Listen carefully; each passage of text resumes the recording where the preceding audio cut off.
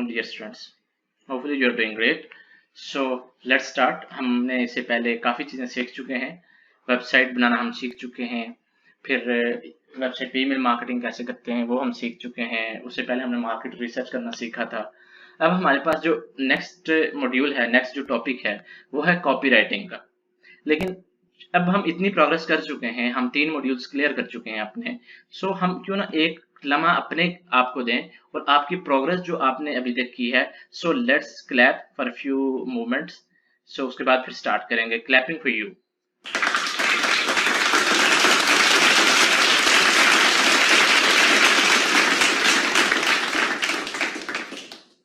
अच्छा, जहाँ एक चीज ना भूलिएगा, यहाँ पर आपने खुद को क्लैप करना, अपने लिए क्लैप करना कभी ना भूलिएगा. Because it will give you an inner satisfaction, inner motivation कि आप एक प्रोग्रेस करके आए हैं और उस प्रोग्रेस के नतीजे में आपने इतना लर्न कर लिया है और इंशाल्लाह टाइम विल कम कि आप उस लर्निंग को अर्निंग में ही कन्वर्ट करेंगे. So let's move with copywriting. के हम पढ़ेंगे क्या कॉपीराइटिंग के इस मॉड्यूल में. सबसे पहले हम देखेंगे कि कॉपीराइटिंग है क्या. फिर कॉपीराइटिंग में एक फार्मूला मैं आपको बताऊंगा. वो फार्मूला अगर आप यूज करेंगे तो आई बेट कि आप एक अच्छे कॉपीराइटर बन जाएंगे और वहां से आप फ्रीलांसिंग भी कर सकते हैं और वहां से आप किसी भी प्लेटफॉर्म के लिए आप अच्छी कॉपी भी लिख सकते हैं. सो दैट इज एडा फार्मूला, वो मैं आपको पढ़ाऊंगा. फिर मैं आपको कुछ टिप्स दूंगा कि आपने मैग्नेटिक हेडलाइंस लिखनी है. ऐसी हेडलाइंस कि यूजर की आय और यूजर की अटेंशन उस हेडलाइन के साथ स्टिक कर जाए. फिर मैं आपको सिखाऊंगा कि how to flip features into benefit. किसी भी प्रोडक्ट के फीचर्स को, बिजनेस के फीचर्स को, सर्विस के फीचर को उसके बेनिफिट्स में कैसे कन्वर्ट करना है और फिर उसको कस्टमर्स तक डिलीवर कैसे करना है, उसको कम्युनिकेट कैसे करना है. फिर मैं आपको सिखाऊंगा कि कॉल टू एक्शन कैसे लिखते हैं, कैसे क्रिएट करते हैं. कॉल टू एक्शन क्या होगा कि जब हम चाह रहे होंगे किसी भी स्पेसिफिक यूजर से हम कोई एक्शन उससे दिलवाना चाह रहे हैं, उससे कुछ एक्शन डिजायर है हमें. सो उस एक्शन की डिजायर के लिए हम एक कुछ टिप्स सीखेंगे, कुछ तरीकेकार सीखेंगे इस सारे कॉपीराइटिंग के इस मॉड्यूल में.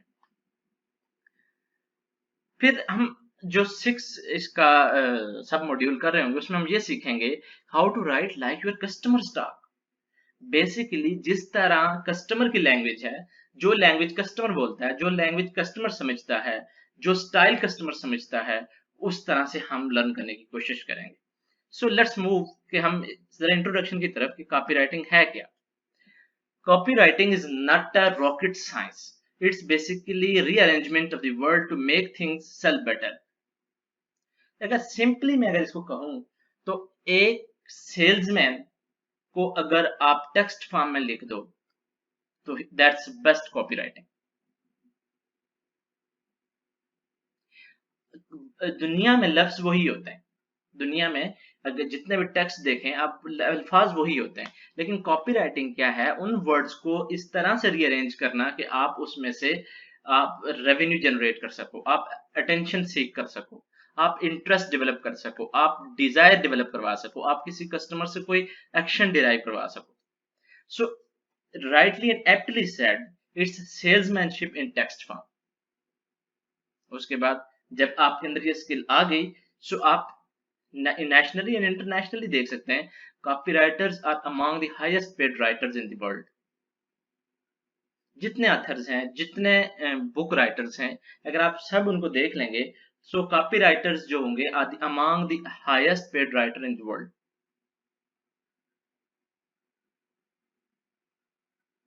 और सिर्फ रीअरेंजमेंट ऑफ द वर्ड है. Yes, this is the rearrangement of the word, but किसी फार्मूले के तहत, किसी टिप के तहत. सो उन्हीं वर्ड्स को रीअरेंज करके आप ज्यादा से ज्यादा ट्रैफिक जनरेट कर सकते हैं अपनी वेबसाइट के लिए, अपने किसी भी प्लेटफॉर्म के लिए. जब ज्यादा ट्रैफिक जनरेट होगी तो लीड्स आएंगी, जब लीड्स होंगी तो उन लीड्स से क्वालिफाइड सेल्स होंगी और सेल्स आपके आरओआई में और रेवेन्यू में कंट्रीब्यूट करेंगे. सो कुछ एक्शनेबल टिप्स हम सीखेंगे जिससे आप एक बेहतरीन कॉपी लिख सकेंगे और उस कॉपी लिखने के बाद आपका वो फॉर्म, आपका जो टेक्स्ट होगा, यू विल फील कि वो text is a salesman. that this is not simply just a text, it's basically performing the job of a salesman. So जब हम कॉपी राइटिंग कर रहे होंगे, although हम रीअरेंजिंग ऑफ द वर्ड कर रहे होंगे, लेकिन कुछ टिप्स और ट्रिक्स के थ्रू। फिर मैंने आपसे कहा था कि एक एडा फार्मूला है। अब देख लेते हैं AIDA फार्मूला है क्या।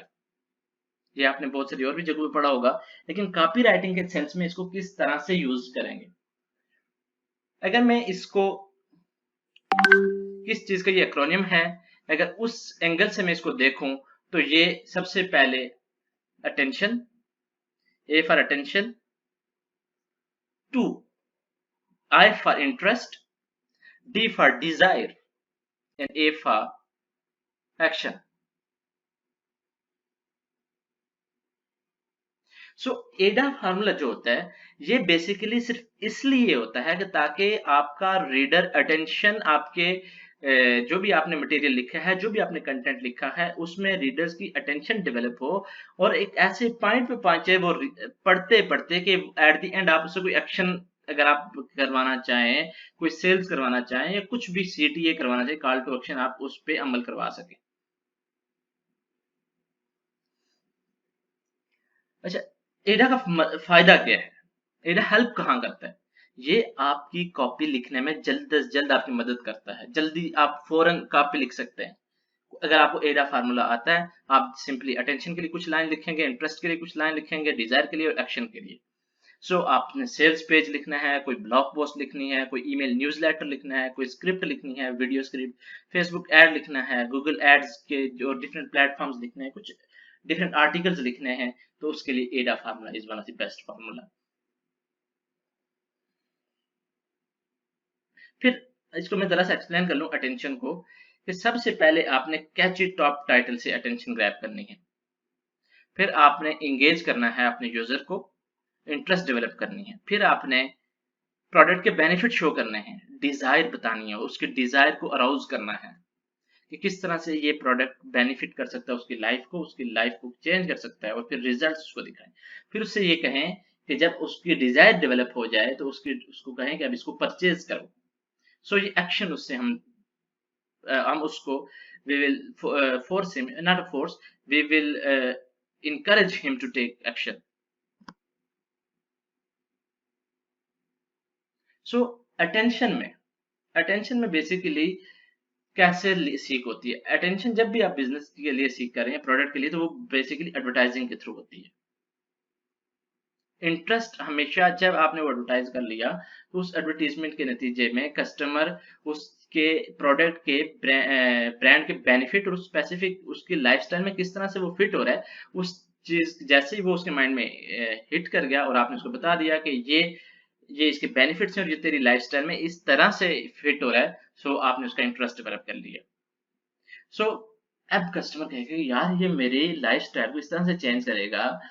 सो अब कस्टमर उसकी तरफ एक फेवरेबल डिस्पोजिशन जा रही है प्रोडक्ट की तरफ। अब वो फेवरेबल डिस्पोजिशन जो उस ब्रांड की तरफ जा रही है वो इस चीज की तरफ लीड करेगी कि यार ये ब्रांड अच्छा है मेरे लिए। सो अ टाइम विल कम के उस चीज को कंज्यूमर या जो आपका जो कस्टमर होगा वो उसको बाय करेगा, उसको ट्राई करेगा और उसको चेक करेगा कि उसकी लाइफ में किस तरह से ये चीज चेंज ला सकती है। सो सिमिलरली हम जब भी कोई कंटेंट लिख रहे होंगे, सबसे पहले हमने अटेंशन ग्रैब करनी है, उसके बाद फिर हमने इंटरेस्ट डेवलप करना है बेनिफिट्स बता के, उसके बाद हमने उसकी डिजायर को गैच करना है कि बेनिफिट्स किस तरह से उसकी लाइफस्टाइल में फिट होके उसके फेवरेबल डिस्पोजिशन की तरफ जाएंगे। जब हमने ये सारी चीजें कर ली उसे एक पैराग्राफ में, 2-3 पैराग्राफ में, तो थर्ड हम ये काम करेंगे कि उसको इस चीज पे अराउज करेंगे, इसको इनकरेज करेंगे कि कोई वो स्पेसिफिक एक्शन ले सके। सो थैंक यू सो मच। ये था तमाम कॉपीराइटिंग इंट्रोडक्शन और एडा फार्मूला के बारे में। सो आप नेक्स्ट लेक्चर में मिलते हैं, तो नेक्स्ट लेक्चर में मिलने से पहले आपको अगर किसी भी किस्म का आपको कोई क्वेश्चन है तो आप मुझे सोशल गियर्स पे, सोशल हैंडल्स पे या ईमेल के थ्रू आप मुझे कनेक्ट कर सकते हैं। So thank you so much, let's meet in the next meeting. Subscribe now and press the bell icon. Never miss an update.